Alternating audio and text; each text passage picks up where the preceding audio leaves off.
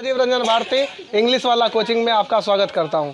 दोस्तों आज जो है हमारा ये 13वां डेज है और 13th क्लास है, free demo class 15 free demo class का जो है आज ये 13th जो है क्लास है। यहाँ पर जो है आज जो मैं बता रहा हूँ अभी जो हमारा चल रहा है, हाँ इंग्लिश का चैप्टर कौन कौन सा पहले पढ़ेंगे, चैप्टर के बारे में है, इंग्लिश के चैप्टर के बारे में। तो भाई ये जो वीडियो आप देख रहे हैं ये सब चैप्टर के बारे में है कि कौन सा चैप्टर आप पहले पढ़ेंगे और उसके बाद कौन कौन सा चैप्टर पर जो है काम करना है, सारा चीज़ मैं बताने वाला हूँ। तो सबसे पहले देखिए अभी जो मैंने बताया, हाँ आइए जो है हम लोग वीडियो को शुरू करते हैं। हाँ। तो सबसे पहले जो है यहाँ पर मैं क्या बात कर रहा था, मैं बात कर रहा था कि इंग्लिश का जो चैप्टर पढ़ने का सीक्वेंस क्या होना चाहिए। तो मैंने यहाँ पर सिंपल सेंटेंस, उसके बाद टेंस का सेंटेंस पर कवर किया। तो मैं बता रहा था टेंस पर, किसका पर बता रहा था, टेंस पर। तो टेंस में देखो असल में होता ये है कि जो सिंपल सेंटेंस में है हमें क्या क्या सीखने के लिए पड़ता है और टेंस में क्या क्या सीखने के लिए।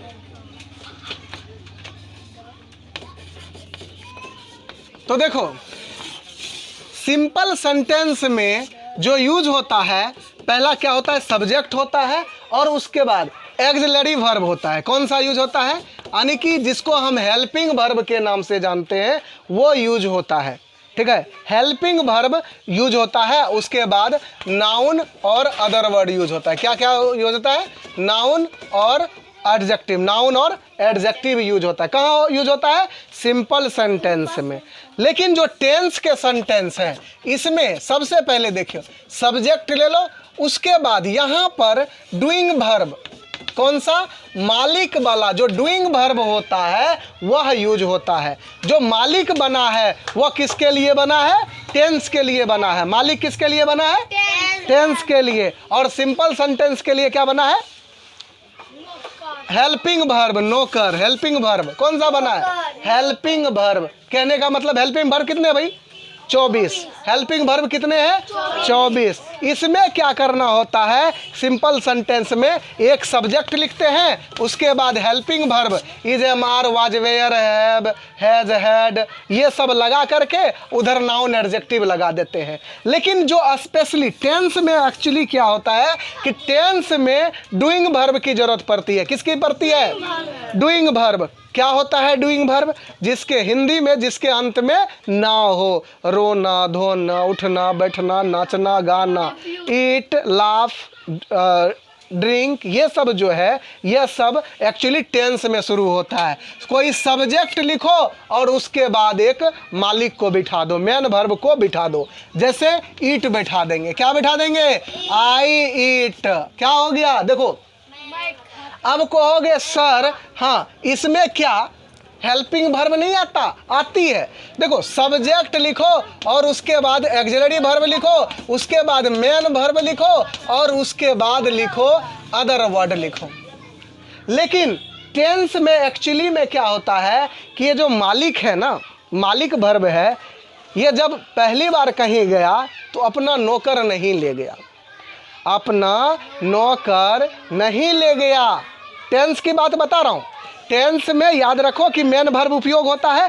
तो मालिक जब पहली बार कहीं गया तो अपने नौकर को साथ में नहीं ले गया, अकेले चल गया। कहाँ चल गया, मंजोरा चल गया भाई।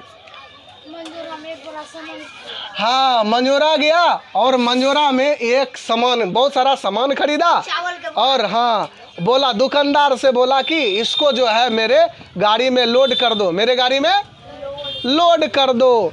हाँ तो कहा कि देखो मैं दुकानदार हूँ, मैं लोड नहीं कर सकता और तुम अपने लोड करो। इसने कहा नहीं भाई मैं तो नौकर हूँ, अरे सॉरी मैं मालिक हूँ। मैं क्या हूँ, मालिक हूँ। कहा मालिक हो, अरे तो मालिक के पीछे तो नौकर होता है, आपको नौकर तो दिख ही नहीं रहा है। आपको अगर नौकर नहीं, आपका नौकर नहीं है तो आप मालिक कैसे। भाई इसको जो है गुस्सा उठ गया। तो पहली बार इसने, फिर दोबारा जब आया तब जो है अपने साथ में हरदम नौकर को साथ लेकर के चला। को कैसे सर? तो देखो आई ईट अ मैंगो लिखा, मालिक जो है अकेले गया था बाजार, लेकिन अब इसको ठोकर लग गई।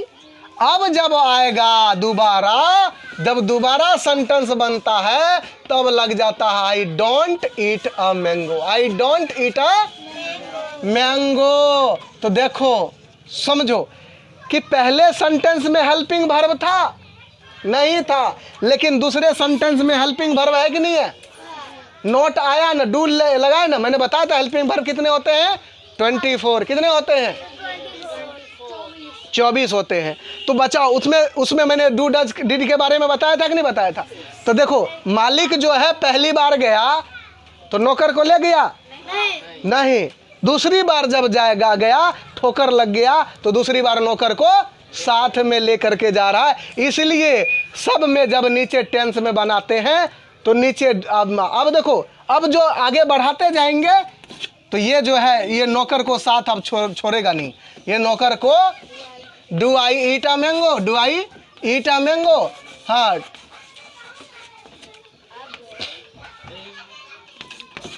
Don't I eat a mango,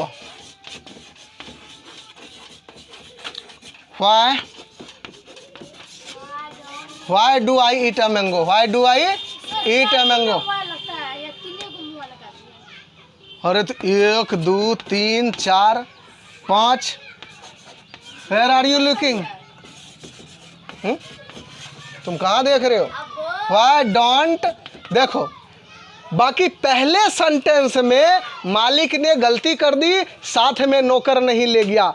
तो टेंस के सारे सेंटेंस में इसी तरह का होता है, लेकिन एक के बार गलती होता है प्रेजेंट इंडेफिनिट। सबसे पहला टेंस कौन सा?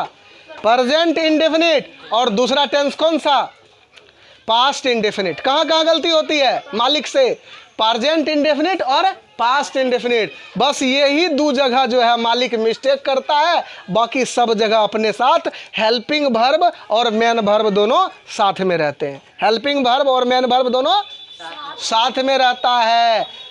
तो देखो ये जो सेंटेंस बना रहा हूं, I am a teacher, I am a teacher, ठीक है, ये भी अगर मैं बोल दूं ये भी प्रेजेंट इंडेफिनिट का है तो तुम लोगों को विश्वास होगा?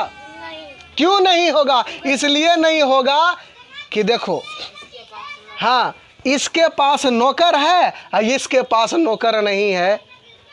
लेकिन असल बात समझो, जो एडवांस में पढ़ने के लिए जाओगे, ज़्यादातर जो टीचर्स हैं वो क्या करते हैं, तुम्हें ये अलग से नहीं बताया जाएगा, ये अलग से नहीं बताएंगे, बल्कि तुम्हें जब टेंस शुरू करेगा तो ये सेंटेंस और ये दोनों सेंटेंस एक में मिला के बनाता है।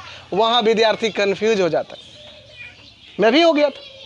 वहाँ पर जो है स्टूडेंट कंफ्यूज हो जाता है कि ये दोनों आखिर आ कैसे रहा है, ये बन कैसे रहा है। ये दोनों, इसी दोनों का यहाँ से सिंपल उठाता है और यहाँ से प्रेजेंट उठाता है और नाम हो गया सिंपल प्रेजेंट टेंस। क्या नाम हो गया? सबसे पहले कहाँ से शुरू करेगा? सिंपल प्रेजेंट टेंस से। कहाँ से शुरू करेगा? और सिंपल प्रेजेंट टेंस को सिंपल प्रेजेंट इंडेफिनिट टेंस भी बोलते हैं। यही अंतर है। इसीलिए हमने क्या किए, उस सिंपल को बाहर निकाल के सिंपल सेंटेंस में डाल दिया और टेंस को बिल्कुल अलग कर दिया, और इसीलिए आसान हो गया सीखने में। भारी यही है, असली रहस्य यही छुपा हुआ। जो विद्यार्थी इसको समझ लेगा ना, जो विद्यार्थी इसको समझ लेगा भाई, उसको जो है सेंटेंस बनाने के लिए, हाँ तुम लोगों को विश्वास नहीं है, एक एडवांस का विद्यार्थी है, ठीक है, वो पढ़ी है एडवांस, और मैं उसी से पूछता हूँ कि हाँ बताओ इन दोनों टेंस में अलग अलग पढ़ना चाहिए कि नहीं पढ़ना चाहिए, और ऐसे पढ़ने से क्या लाभ है, क्या फायदे हैं, ठीक है। तो 2 मिनट बोलना ना भाई, हरों को बेटियों। हाँ तो मैं बता रहा था कि देखिए हमारे सामने है, ठीक है, ये एडवांस का स्टूडेंट है और इन्होंने इस चीज़ के, इस रहस्य को जाना है, तो आप ये इसी से पूछते हैं, ये बताते हैं कि भाई इस जानना कितना ज़रूरी है। इससे ये है हमने